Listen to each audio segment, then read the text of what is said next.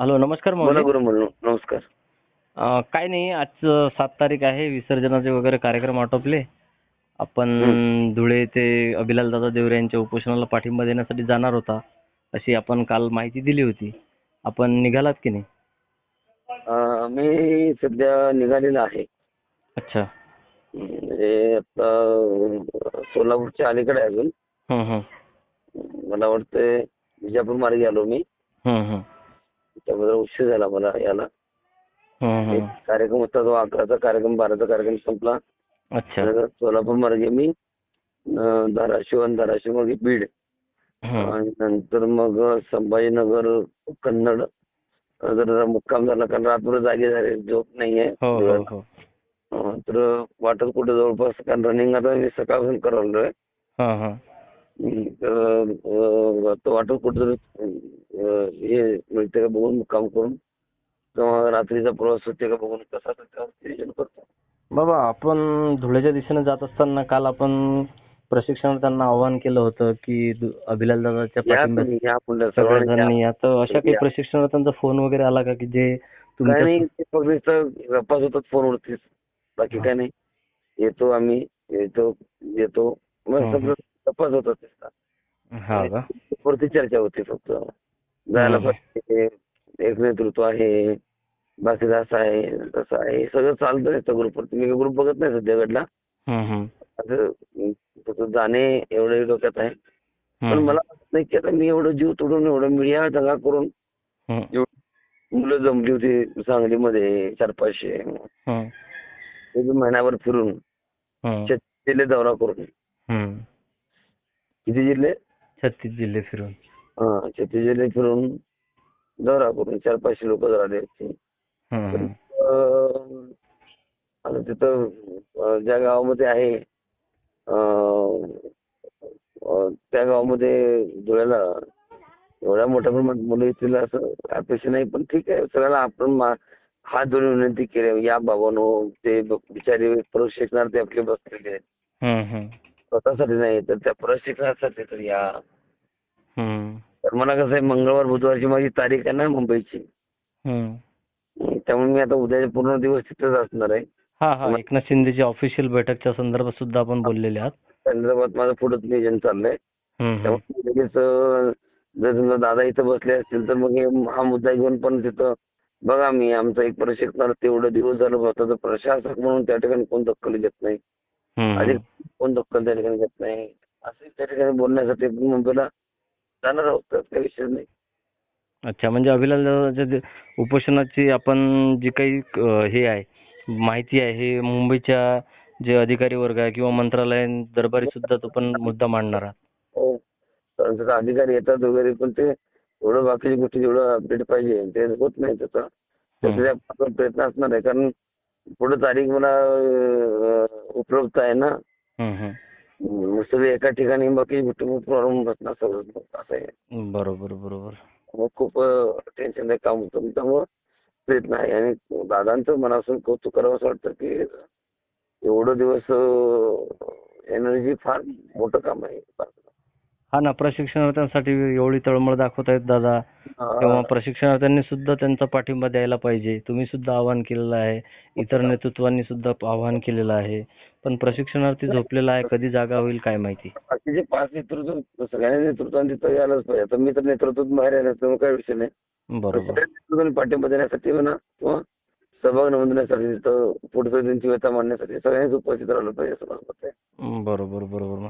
सगळ्यांनी महाराज, जवळपास किती किलोमीटरचा प्रवास आहे हा आपण आपल्या मठापासून तर धुळेपर्यंत? किलोमीटरचा, 700 किलोमीटरचा. 700 किलोमीटर? 700 बापरे बाप, 700 किलोमीटर. हां. ठीक आहे ना, आज रात्री उशिरापर्यंत पोहोचल्यापेक्षा कुठेतरी थांबून जावं. आणि अजून वाटतच आहे ना, मी अजून इथून 450 किलोमीटर अजून पुढे जायचं आहे. अच्छा. म्हणजे 450 ते 500 किलोमीटर अजून पुढे प्रवास आहे, हम्म, हम्म. असं आहे. त्यामुळे रात्री कुठं किती अंतर ड्रायव्हर आहे ना, शेवटी गाडी रात्र चालवणं शक्य नाही. नाही, कसं आहे, पावसाचे दिवस आहेत, थोडं हळूहळू आरामातच जावं, कारण की पण मला आपल्याला काय सांगायचं की या सगळ्या गोष्टीवरती आपल्याला हे समीकरण सगळ्या प्रशिक्षणार्थींनी उपस्थित राहणं अत्यंत महत्त्वाचं आहे. हो ना, प्रशिक्षणार्थी जोपर्यंत संख्याबळ दाखवत नाही तोपर्यंत कुठल्याही आंदोलनाची दखल घेतल्याच जाणार नाही. ही काळ्या दगडावरची रेष आहे. हो, ते खूप महत्वाचं आहे सर. नेतृत्व सगळे प्रयत्न करतंय, परंतु प्रशिक्षणार्थी काय करतोय? नुसतं गप्पा गोष्टी व्हॉट्सअपवरती, फेसबुकवरती, सोशल मीडियावरती, युट्यूबवरती याच्यावर फक्त कमेंटमध्येच फक्त सगळ्यात जास्त संख्या दिसत आहे. त्यात महत्वाची गोष्ट काय की मी 8 दिवस 3-4 दिवस मी अभिलाल दादांच्या विषयी ते, खूप सुंदर कमेंट करणारे व्यक्ती होते. मी त्यांना आज विचारलं तर तुम्ही गेले नाही का? मी जर ते कमेंटवरती माझं लक्ष बारीक होतं. तर तुम्ही एवढं ते एक प्रशिक्षणार्थी एवढं मुलांच्यासाठी करायला लागलेत, हम करलेत, तम करलेत, एवढं काय बोलत होते की बस आता ते म्हणजे आमचं आम्हाला स्वतःला वाईट वाटत होतं की आम्ही थांबलोय आमच्या कार्यक्रमामुळं. ते आता कार्यक्रम संपला आज 12ला कार्यक्रम संपला महाराज, 12 वाजता. हो ना, दुपारी जेवण नाही, आता जेवण करायला थांबणार आहे. दुसऱ्या मिनिटात गाडी बसलोय आपण महाराज. हो ना, नाही आहे तेवढं तुमचं नाही, तळमळ आहे. आपण दुसऱ्या मिनिटात गाडीत बसलो, दुसऱ्या मिनिटात. हा ना. कार्यक्रम संपल्या धरपडला दुसऱ्या मिनिटात गाडीत बसलो. तर मी तुम्हाला सांगत होतो की प्रशिक्षण विचारलं म्हणजे दादा तुम्ही गेले नाही का? म्हणजे मी जाणार 7 तारखेला त्यांना माहित होतं. नाही का?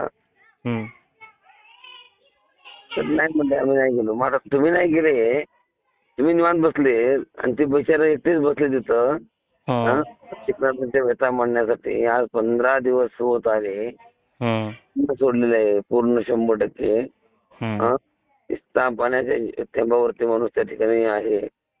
पोलीस डिपार्टमेंटला वगैरे फोन करणार आहे तिथं बाकीच्या गोष्टी म्हणा किंवा तिथे गेल्यानंतर तुम्हाला तुमच्या पद्धतीनं तुम्ही जा त्यांचं करून बाकीच्या गोष्टी तिथं काय प्रॉब्लेम्स असतील ते तुम्हाला प्रयत्न करूच ना.